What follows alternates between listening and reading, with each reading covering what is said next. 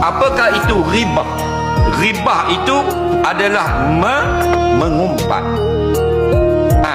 Apa makna mengumpat? Zikruka akhaka bima yakrahu. Kau sebut tentang orang-orang Islam perkara yang mereka benci dengar.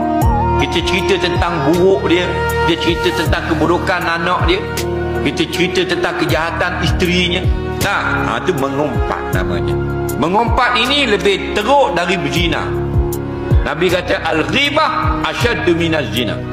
Orang yang mengumpat lebih teruk dari berzina.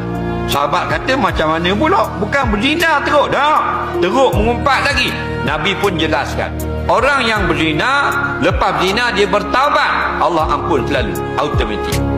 Tapi orang yang mengumpat, Nabi kata Tuhan tak akan ampun selagi dia tak minta halal dengan orang yang dia umpat. Itu masalah.